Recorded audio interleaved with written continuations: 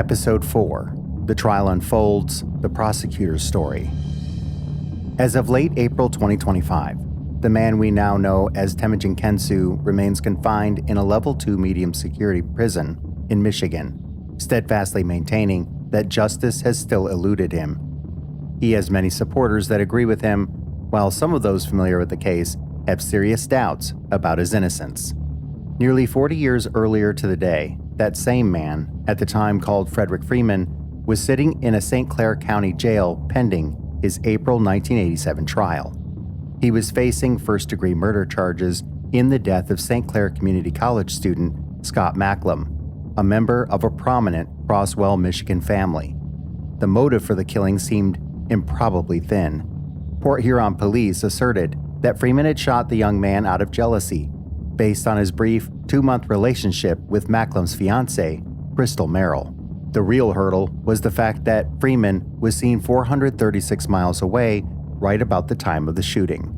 Combined with the fact that no credible evidence of Fred's guilt could be found, the case should have been quite difficult to prove. However, the prosecution had a novel approach to presenting their case and a truly imaginative theory of how a cash-strapped 23-year-old who sometimes landed on the wrong side of the law could have accomplished what seemed to be impossible. I am your host, Aaron, and this is Framed. Please join us for a close examination of Justice on Trial, the Temujin Kensu story. This is Episode 4, The Trial Unfolds, The Prosecutor's Story. Primary research and writing for this podcast was done by Kathleen McGrath of Threadpuller's Research. Music was provided by the captain of True Crime Garage.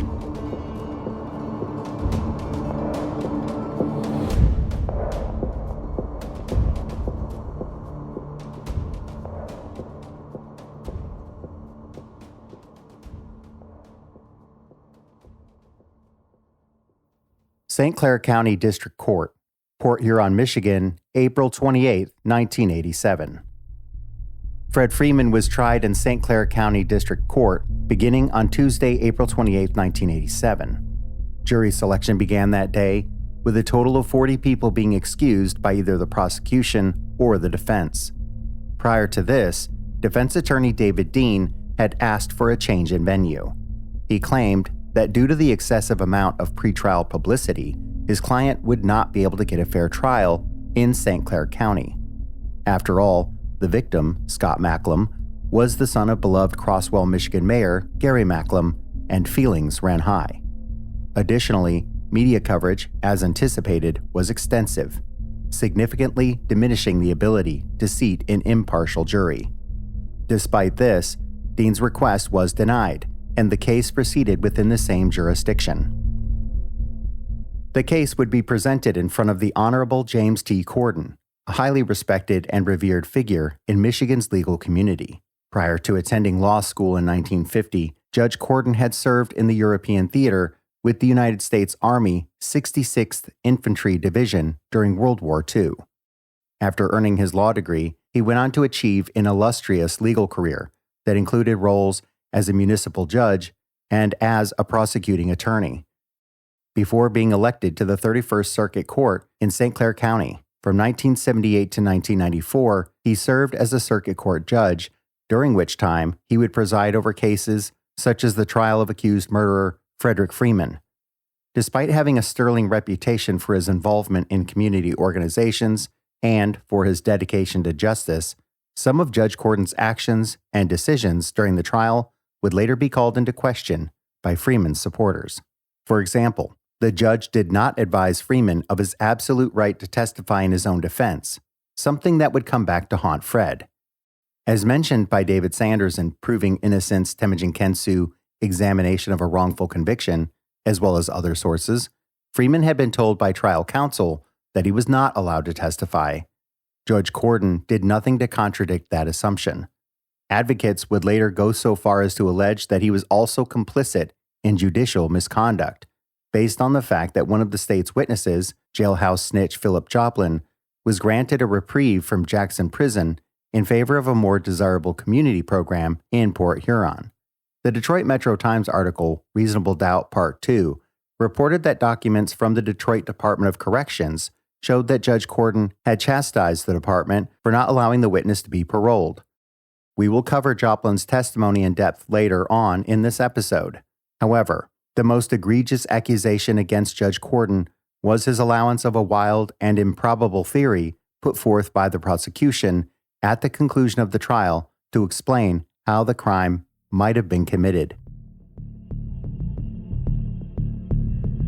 We have already been thoroughly introduced to Freeman's rather unfortunate choice of defense counsel, David Dean, and now it is time to meet the prosecutor, Robert H. Cleland. Cleland, elected prosecuting attorney for the state of Michigan in 1981, would go on to hold the position for 3 terms before being appointed U.S. District Judge for the Eastern District of Michigan by President George H.W. Bush in 1990.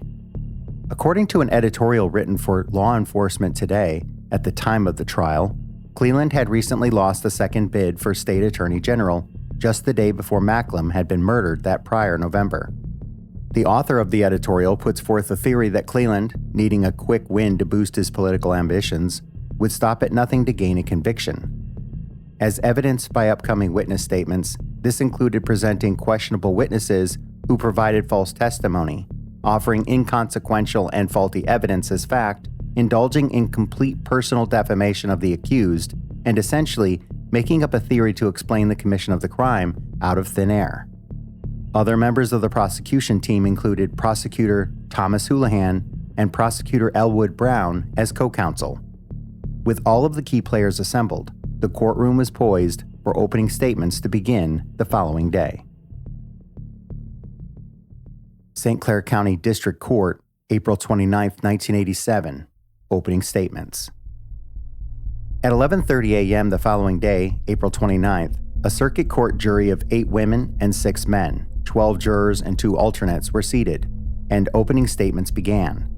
During his opening statement, St. Clair County Prosecutor Robert H. Cleland outlined an account of an intentional, calculated murder driven by control and jealousy, maintaining that Freeman's motive for murder was to control Macklem's fiancée, Crystal Merrill. He contended that the shotgun murder of Scott Macklem was premeditated, the result of a deliberate, planned attack. According to the state, Macklem had revealed to friends that he was being threatened by Freeman, who was a former boyfriend of Crystal's. As reported in an article for NBC News, Cleland told the jury that Fred's intention was to mold her into his property, his handmaiden, virtually his slave. Promising to present a strong case built on both direct and circumstantial evidence, he confidently asserted he would prove Freeman's guilt beyond a reasonable doubt. Trial transcripts show that Cleland began by setting the stage, explaining the trial process and the roles of various courtroom participants to the attentive members of the jury. He emphasized the prosecution's burden of proof, as well as the defendant's presumption of innocence. Cleland then moved on to describing the victim, Scott Macklem, and his fiancée, Crystal Merrill. In an attempt to underscore the vastly differing lifestyles of the purportedly wholesome victim and the less savory reputation of the defendant, he highlighted the idyllic, rural Croswell, Michigan upbringing of both Scott and Crystal. This served as a stark contrast to Fred's urban background in tough, gritty Flint, Michigan. The prosecution then proceeded to offer details of the crime, describing the harrowing November 5th shooting in the community college parking lot and the chaotic aftermath. Cleland outlined the initial confusion and conflicting statements and perspectives that resulted upon the discovery of Macklem's body and the impending police investigation. Introducing the defendant to the jury, Cleland pointed out he was also known to some, including Crystal Merrill, as John Lamar, along with several other aliases, the implication being that this was purposefully deceptive and representative of his character. Once again, emphasizing the differences in upbringing and lifestyle of the victim and his fiancée and the accused, Cleland suggested that Freeman's supposed absolute desire to manipulate, control, and dominate the young woman led to the murder. Painting the defendant as abusive, angry, and jealous, Cleland declared his intention to present both circumstantial and evidentiary witnesses who would support these claims. He alleged that Fred attempted to threaten both Crystal and Scott, and that he continued contact with Merrill after their breakup, positioning her engagement to Macklem as a key element of the case. The prosecution intended to highlight Freeman's cocky, overconfident personality and actions, suggesting they demonstrated his controlling, manipulative nature, especially with regard to his interactions with Crystal, while acknowledging that Fred's alibi of being seen 436 miles away in Escanaba around the time of the murder presented a seemingly insurmountable hurdle. Cleland promised to present compelling evidence to refute that alibi and obtain a conviction for first-degree murder. Cleland concluded his statement with a mention of state's witness, Philip Joplin, who would testify to Fred's overconfidence in his alibi as well as his poor opinion of the prosecution's case. In court, Mr. Cleland said the following, "And you're going to hear from this other individual named Philip Joplin later in the trial that Fred Freeman's opinion, that is this defendant's opinion of the prosecution, is pretty low, and he does not have a very high opinion of the prosecutor or the prosecution or the investigation, and that he's real confident of his alibi. He calls it airtight, says I've got an airtight alibi. He said, yeah, I did it, but they're never going to be able to prove it because nobody actually saw it happen. Nobody really saw the shooting. You know what? That's true. Nobody really saw the shooting. That's true. I just am going to be listening with you and listening for that distinctive Fred Freeman approach to life during the testimony of all these witnesses, including Phil Joplin, the guy who was on his way to Jackson later that day or the next day, who Fred Freeman, our defendant here, told a few of these things too. That distinctive Frederick Freeman approach is going to run through a lot of what you hear in this court, a lot of what the witnesses have to say. And through that, I hope you're going to be able to get a good impression of the defendant who's on trial today, as well as a good, lasting, and sensible impression of the other witnesses central to this case, Crystal, Merrill, Scott Macklem. And at the end of it all, you will, I trust, be convinced that, as I've said to you before, that the right and the proper and the accurate thing to do in this case is to return a verdict of guilty as charged of first-degree murder. I will be back at the end of this case to ask you to do just exactly that. Next, it was the defense's turn to introduce their case. Defense attorney David Dean countered that he would be able to prove beyond a reasonable doubt that Freeman could not possibly have killed Macklem in Port Huron on November 5, 1986, asserting that his client was 436 miles away in the Upper Peninsula at the time of the shooting. He began his case by reminding the jury that the defendant, Frederick Freeman, was presumed to be innocent until proven otherwise. He cautioned them to wait to form an opinion until all of the evidence had been presented. In his opening statement, he promised to challenge the prosecution's case, citing the lack of physical evidence and the questionable nature of eyewitness accounts. Not only was there a complete lack of forensic evidence linking Freeman to the murder of Scott Macklem, but fingerprints found on an ammunition box found near the scene specifically did not match Fred's. The defense also raised serious doubts about the reliability of eyewitness testimony, arguing that an eyewitness who had identified Freeman in a lineup only saw the person briefly and may very well be mistaken. Dean told the jury that another supposed eyewitness failed to identify Freeman in a lineup, instead selecting a different man as the person seen on the morning of the murder. Claiming his client has a rock-solid alibi, defense counsel outlined a comprehensive plan to present evidence supporting Freeman's presence in Escanaba just a few hours after the fatal shooting in Port Huron. Dean promised to provide phone records and testimony from numerous unbiased witnesses, including a nurse and a martial arts instructor, placing the defendant in Escanaba at noon on November 5, 1986. It would not be possible to be on the St. Clair College campus in Port Huron at 9 a.m. to commit the crime and then be back in Escanaba in time to be seen at noon by eyewitnesses, as Port Huron and Escanaba are about a 6 to 7 hour drive from each other. Challenging the prosecution's theory of jealousy over the victim's relationship with Crystal Merrill as being the motive in the crime, the defense argued this simply wasn't the case. Dean stressed the brief nature of her relationship with Freeman, claiming she'd only known his client for 4 weeks. He seriously questioned Crystal's credibility as a witness, citing inconsistencies and incongruities in her statements, such as claiming his client could read Crystal's mind and overhear her conversations from long distances away, mentioning that Crystal had been involved with several men after parting ways with Freeman He argued the logic of Fred traveling a significant distance 6 months after the breakup to commit a murder. At trial, defense attorney David Dean said this: "So you ask yourself, what is the motive for this individual to come down some 6 months after he breaks up with her to be part of this particular slaying? Because of the theory that they're mentioning? Why would he, in fact, select a man he's never met only on one brief occasion out of all of the ex-boyfriends that this particular individual had gone with? Why would this individual come down and murder a person whom the fiancé agrees that she didn't break up with him, he breaks up with her? He said he's had enough with her, but yet he's so in love with her he'll come down to murder her fiancé?" Dean also pointed out to the jury that Macklem had skipped his morning class on the day of the murder, making it nearly impossible for Fred to have known his schedule and that he'd be in the parking lot at the exact moment of the shooting. And besides having no probable motive to kill Macklem, Dean argued that Freeman's character, while not exactly squeaky clean, made him an unlikely candidate to commit murder. Emphasizing Fred's honorable military discharge, his college education, high IQ, and lack of history of violence, Dean expressed confidence that the evidence he intended to present would lead to a verdict of not guilty for his client.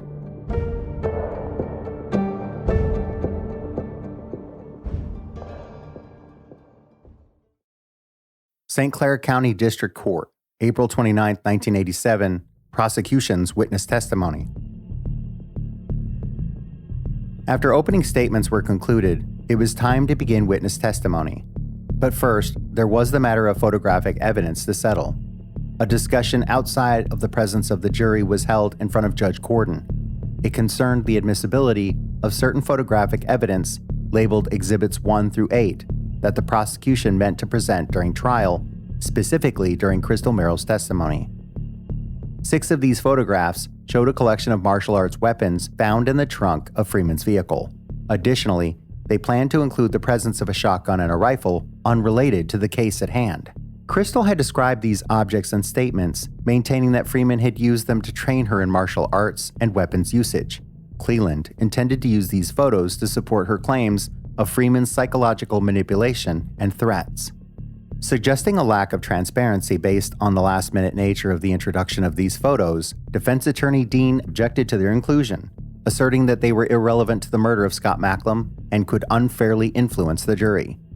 Reminding the judge that Macklem was killed by a shotgun and not a sword or any other martial arts weapons, he argued that they were not connected to the crime.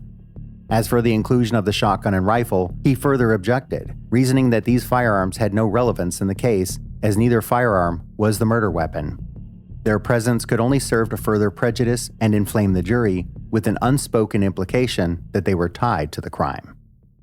In response, Cleland denied any prejudicial intent in the inclusion of the shotgun and rifle, insisting they would not be suggestive of the murder weapon. Rather, he explained that the weapons were for purposes of illustrating Crystal's upcoming testimony.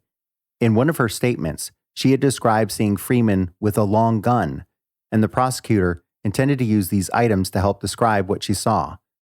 As for the photographs of martial arts weapons, he stated his intention of providing overall context to Crystal's claims of psychological control and manipulation, and maintained that they were illustrative of her fear of the defendant.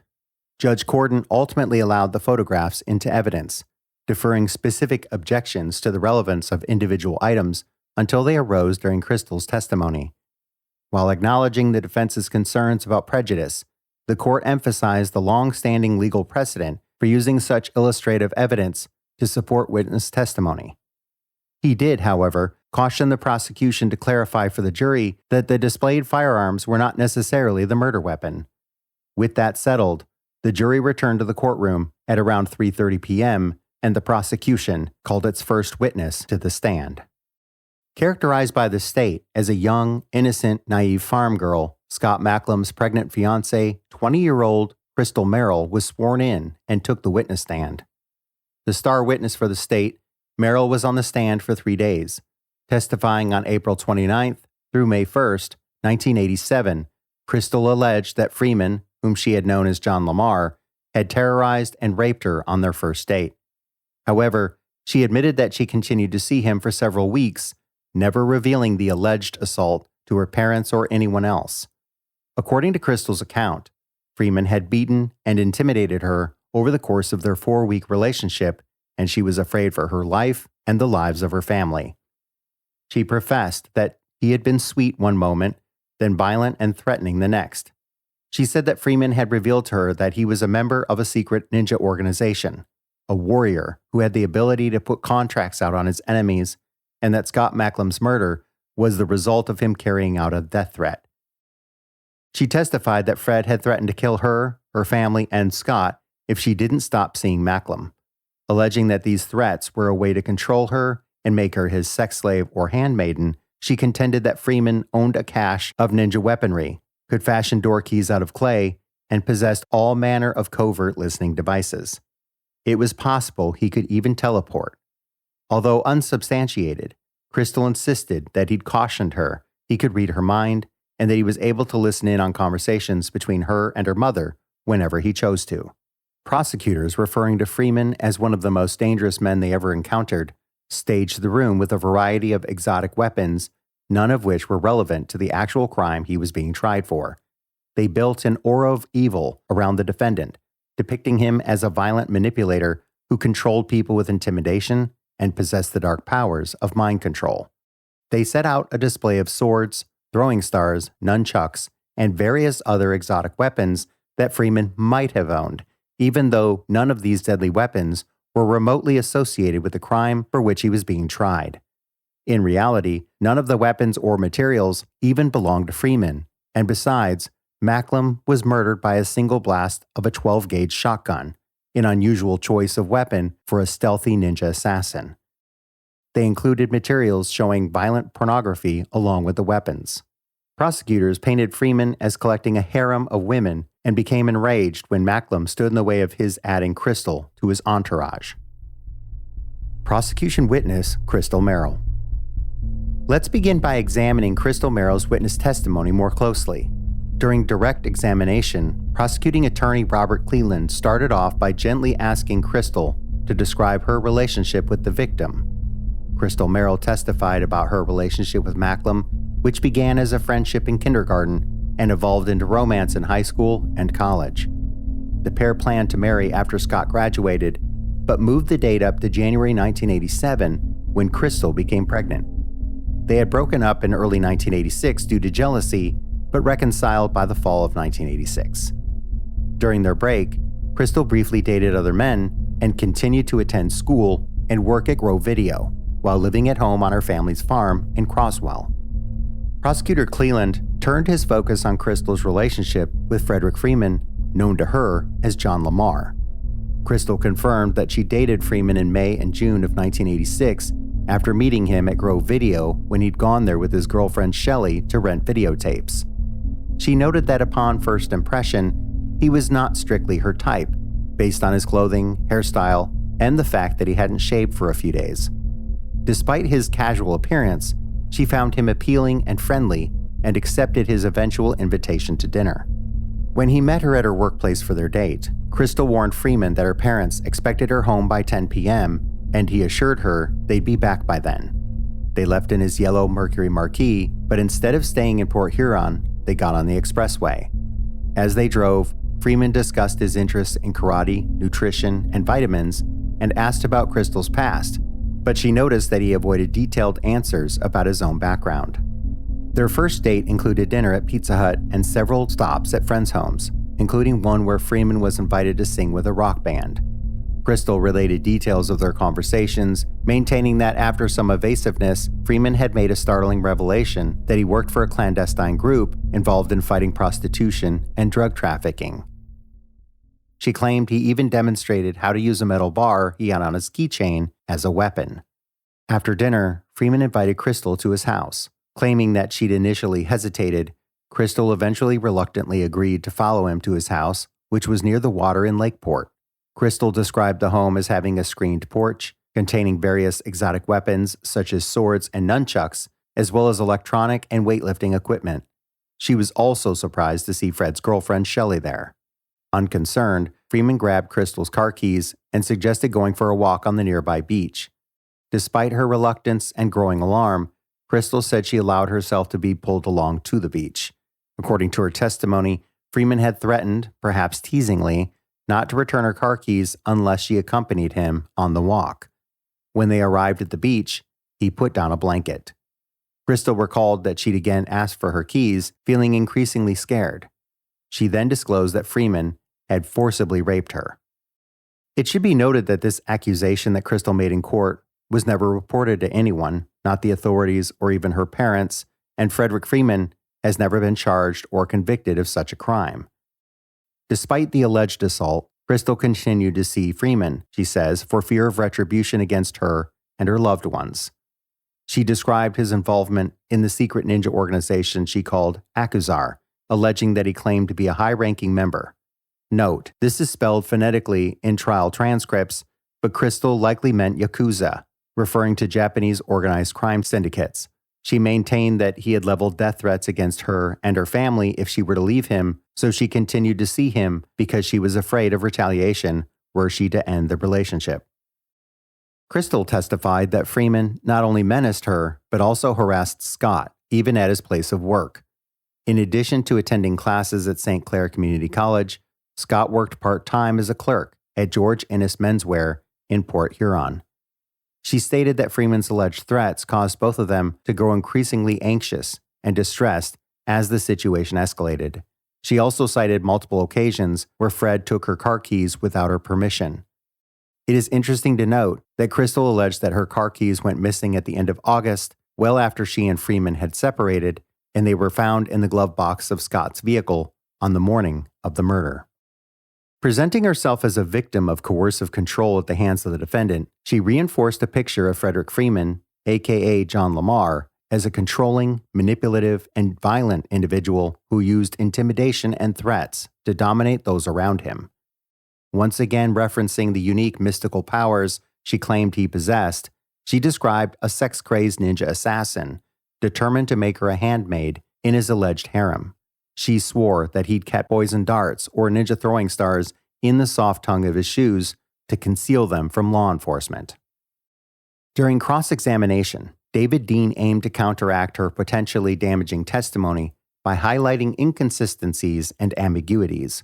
He challenged her characterization of Frederick Freeman as controlling and abusive, pointing out discrepancies between her current testimony and previous statements. Dean questioned the reliability of her memory, suggesting she might have altered her account. Thinking some of her claims didn't pass the smell test, he pressed Crystal to admit that no one else witnessed some incidents she described, such as Freeman placing bugs, or listening devices, around her farm or hiding in the cornfield. Crystal insisted Fred was nice around others, but intimidating when alone with her, often demanding to borrow her car. She conceded she couldn't confirm if Freeman had a shotgun, but she thought the firearm in court resembled one he showed her sister and her sister's boyfriend. Dean questioned Crystal about the beach incident, noting that in her preliminary examination, she didn't mention any hesitation in following Fred home. Crystal maintained she was reluctant to walk to the beach and wholly unwilling in the sex that followed. Dean asked why she continued a relationship with Freeman after the alleged rape. Crystal said it wasn't a conscious decision and Fred wouldn't let her escape his attention. Regarding her relationship with Scott Macklem, Crystal denied any argument about her pregnancy and claimed Scott was happy to become a father. She rejected the notion that Scott quit school because of the pregnancy and insisted he wanted to marry her even before they found out. Besides, they had also picked out names well before she was ever pregnant. After 3 grueling days on the stand, Crystal stepped down and the prosecution prepared to call the next witness.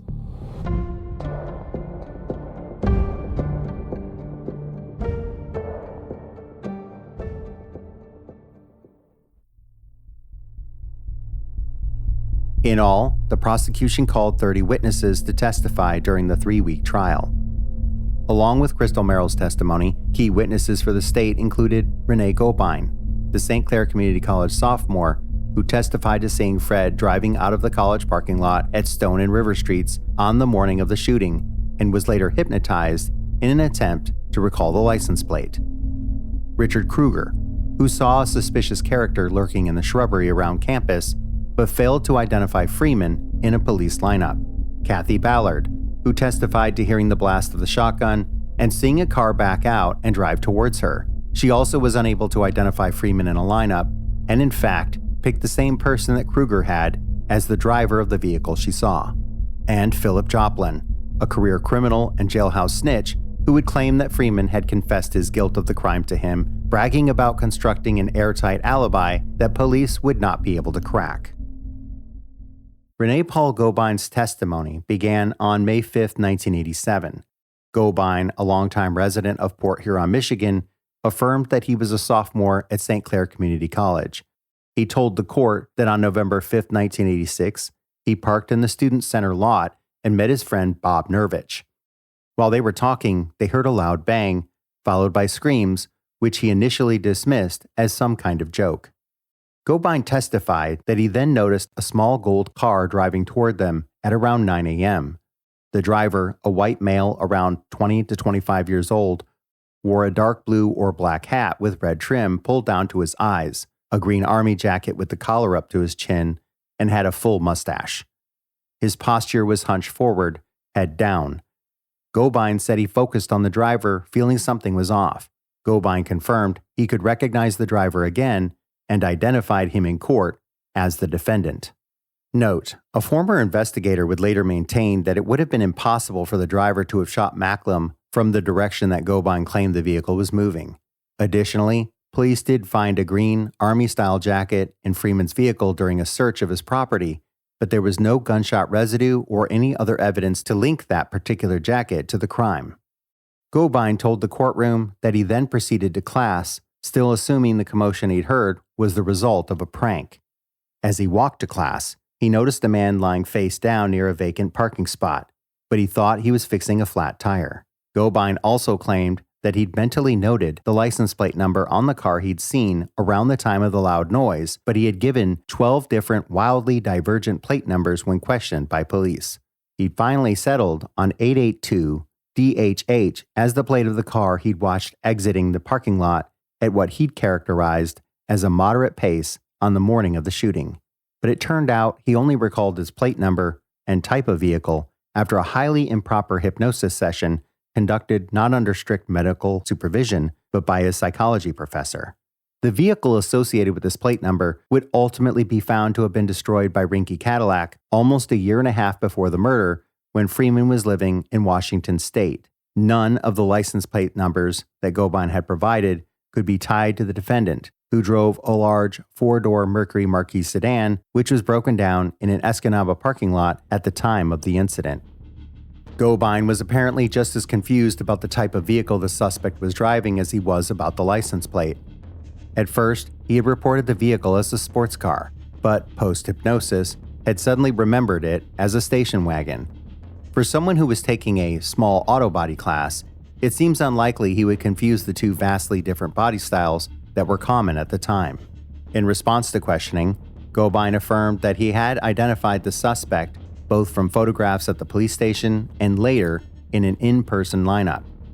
During cross-examination, Dean challenged him on this identification, asking whether he knew any of the other participants in the lineup. Gobine admitted he had, and that he knew them to be police officers. In reality, this resulted in Freeman being the only remaining male with brown hair in the lineup that they were seeking. Dean challenged Gobine's memory on several aspects, including the license plate, vehicle type, and whether he had ever seen a photo of the defendant before. He questioned him regarding his familiarity with the victim, Scott Macklem. Dean pressed the student as to how long he spent observing the driver of the gold vehicle and the car itself, getting him to admit that he'd spent only about 5 seconds observing the driver's face and 20 to 25 seconds on the car. Pointing out to the courtroom that Gobine was, in fact, a young man in a college criminal justice program with aspirations to be an FBI agent, he wondered whether the student might just be seeking to impress and ingratiate himself with the Port Huron Police Department with his testimony. Another important witness for the prosecution was Kathleen Marie Ballard, known as Kathy. She was also taking classes at St. Clair Community College on the day of the murder. Her testimony began with Kathy establishing her daily routine of arriving on campus and the location where she typically parked, which was near the building in which her first class was held. Unable to find a spot in her usual area, she circled the lot until she found one slightly north of where she usually parked. After parking and gathering her belongings, she noticed her friend, Renee Gobine, talking to a man farther north in the same parking aisle. She briefly considered waiting for him so they could walk together, but decided against it since she didn't want to be late for class. It was shortly after 9 a.m. Kathy told the courtroom that a loud noise suddenly pierced the crisp November morning, which she initially assumed might be a tire blowout or a firecracker. She related that after the bang, she heard a scream, and then saw a small reddish-brown car back out and drive towards her. Kathy acknowledged that the speed of the car caught her attention because it was moving faster than expected for a parking lot, around 15 to 20 miles per hour. In response to questioning, she stated that the man she saw resembled the defendant, Frederick Freeman, despite initially reporting to police that the driver had thrown up his arm in an attempt to conceal his identity. Believing the scream she heard to be a man imitating a hysterical woman, she dismissed the entire event as a prank or a joke. She recalled briefly discussing some guys joking around in the parking lot with her friend Gobine, who was in the same 9 a.m. class as she was, and he seemed to agree with her perception. An hour or so after the incident, Kathy was called from her class by the police to provide a statement. By now, the campus had learned that the event was not a joke, but rather a murder. About a week to a week and a half after the shooting, she was asked to view a police lineup. When subjected to a lineup and photo array, she did not pick Freeman out as the driver of the vehicle she claimed to have witnessed. Instead, she identified a man named James Loxton, who bore no resemblance to the defendant. The prosecution's case featured another vital witness, Richard Kruger. The executive director for a county program for individuals with intellectual disabilities, Kruger was attending a symposium on campus when he noticed what he termed as a suspicious character lurking among the bushes near the parking lot. Kruger testified that he spotted the man near the McMorran complex, the site of the conference, about an hour before the shooting at 8:01 a.m. on the morning of the murder. After locking eyes with the man in what he said was an intense and unnerving manner, Kruger related that the man appeared visibly unsettled before shaking it off and trying to act nonchalant. Kruger watched as the man attempted to forcibly enter an exit-only door before realizing it was inaccessible. Giving up, he then ran west towards the college campus, turning south down a nearby street. Kruger estimated the entire encounter lasted about 15 minutes, from 8:01 a.m. to 8:15 a.m. He described the man as a Caucasian male, around 20 to 25 years old, about 6 feet tall, wearing a green, fatigue-style jacket and a watch cap pulled down low near his eyes. Kruger noted the man had scruffy facial hair and carried no bag or books, which seemed odd. As for the suspect's facial features, Kruger noted the man's protruding jaw and deep, intense gaze. He estimated the man had about 6 days' worth of facial hair, which he thought was comparable to the scruff some men grow during deer hunting season. 2 days after the murder, Kruger identified the man to Port Huron police from a photo array, gesturing towards a photo at the extreme left side of the card. However, he struggled to do so in an in-person lineup, which he contended was due to a lack of visibility and uncomfortable overheated conditions. The lineup had been held in the basement of the precinct. He eventually identified another man, James Loxton, the same man Kathy Ballard had identified as the person she'd seen driving a vehicle away from the parking lot on the morning of the murder. Cleland then shifted to questioning the witness about his background as a former medical equipment salesman. Kruger confirmed working as a medical salesman for 10 years, covering multiple states and driving about 80,000 miles annually. When asked about how long it typically took him to drive from Port Huron to Escanaba, he said it had generally taken him 6 to 7 hours, but he admitted it could be done in 5 under optimal conditions using the CB radios and radar detectors that were popular during the era. During cross-examination, defense attorney Dean questioned Richard Kruger about his prior discussions regarding his testimony with the prosecutor. Kruger admitted meeting with Cleland, but denied discussing the trip duration to Escanaba. Dean asked if any officers had informed him of the timing, but Kruger insisted no such discussion occurred. Dean asked about the army jacket, as well as the cap worn by the suspect. Kruger denied seeing any red markings on the cap, emphasizing the way it was worn mattered more than its color. Kruger described the cap as possibly brown or green, but not red. Referencing an earlier transcript where Kruger described the coat as more of a puffy ski jacket rather than a green fatigue coat, Dean pointed out inconsistencies in his statements. Kruger remained firm about the suspect's coat and cap, but when pressed by the defense about his identification in the police lineup, Kruger admitted picking someone other than the defendant. Finally, the prosecution's case would rely heavily upon a pivotal and potentially crippling witness, Philip Joplin. A career criminal who had been in and out of prison on multiple charges since 1969, Joplin was a high-profile witness in the state's case. Joplin, a 6-time convicted felon who was on parole from Jackson Prison before his arrest in Port Huron, was currently serving 7 months to 7.5 years at Southern Michigan Prison in Jackson. The habitual offender had sent a letter to Prosecutor Cleland claiming that Freeman had confessed to murdering Macklem and that no one had witnessed the shooting. He told the prosecuting attorney that he had been incarcerated with Freeman and that Fred had confessed to him in a holding cell prior to trial. According to Joplin's testimony on May 7th, Freeman had casually confessed his guilt in Scott's murder when the two were being held at the court while awaiting their respective trials. He explained to the jury that just before a sentencing hearing, he had been placed in the courtroom holding cell with Freeman, whom he said he had never met before. Joplin alleged that during the 2 hours the men had spent together in the cell chatting about their respective cases, Fred had revealed that he'd shot Macklem in cold blood. He said that Freeman had been preparing for his own case and talked freely about the murder, claiming the defendant said, "When I shot the guy, he screamed." Joplin said that his temporary cellmate had expressed confidence that he'd never be convicted of the crime because he had an airtight alibi. This alibi included being seen in Escanaba by several unbiased witnesses just a couple of hours after the shooting. Joplin told the court that Fred had also mentioned his car had broken down in a parking lot of a Kmart in the Upper Peninsula, further solidifying the fact that he was hundreds of miles away from the scene of the crime. Furthermore, he said, Freeman seemed to have held a very low opinion of the prosecution's case in general, supremely secure in their inability to prove his guilt. Although fascinated by the morbid details of Fred's narrative, Joplin claimed he was frightened by Freeman's coldly calculated, cocky attitude regarding the brutal murder and his absolute conviction that he would get away with it.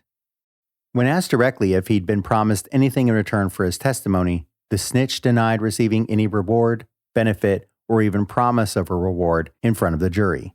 In 1995, this declaration would be exposed as patently false when Joplin, now terminally ill, recanted on videotape to reporter and Kensu supporter Bill Proctor. Admitting he lied on the stand, his retraction, supported by documentation, revealed an unspoken but highly favorable deal he'd gotten on his sentence from the prosecution. A later witness called by the defense, who had also been in the same holding cell, would refute Joplin's testimony, but by then the damage had already been done. Coincidentally, Joplin's cousin, Booker T. Brown, had also been held in the same facility as Freeman and Joplin at the time, and he testified for the defense that he'd never heard Freeman confess to killing Macklem. In fact, he strenuously denied any responsibility for the murder and professed to be innocent of the crime. Once Joplin was excused, witness accounts resumed. Prosecutor Cleland obtained possibly harmful testimony from several other witnesses, including Melvin Carlson, Freeman's landlord, at the time of the murder. When questioned about a collect phone call he received on November 14th, Carlson recalled his tenant asking if Carlson remembered him delivering vitamins on November 5th. Carlson was resolute in his response that it was Freeman's partner Michelle who had delivered the vitamins.